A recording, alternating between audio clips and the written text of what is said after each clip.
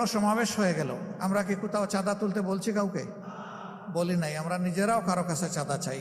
এখন কেউ বিশ্লেষণ করে 100, কেউ 200 কোটি। আপনারা শুনবেন যে কেন্দ্রের কয় কোটি খরচ হয়েছে। অবশ্যই এরকম হিসাবে আপনাদের শোনার অধিকার আছে।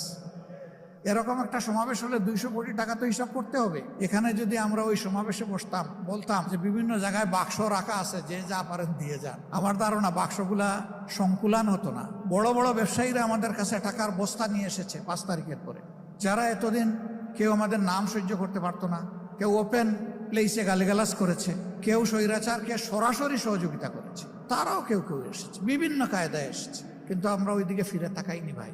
আমরা ওইদিকে তাকালে আমাদের রুহানিয়াত ধ্বংস হয়ে যেত।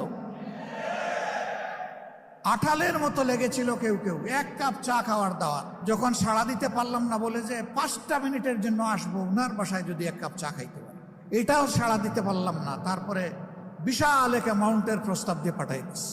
আল্লাহু আকবার। এই ক্ষেত্রে আল্লাহ তাআলাকে ভয় করেছি এবং ধৈর্য ধরার চেষ্টা করেছি। এখন 1 সপ্তাহে যা খরচ হয়, এক সময় সংগঠন 2 মাসেও তা খরচ করতো না। অতীতের নির্বাচনের সময় আমাদের ঋণ হয়েছে, নির্বাচন চলে যাওয়ার সময় সেই ঋণ আমরা কষ্ট করে পরিশোধ করেছি। আলহামদুলিল্লাহ। এই যে মুমিনদের অন্তর আল্লাহ তাআলা নরম, তরল, কোমল, মানবিক, দরদি, মায়াবী করে দিয়েছেন। এখন কোনো ক্ষেত্রে আমাদের কোনো ঋণ নাই।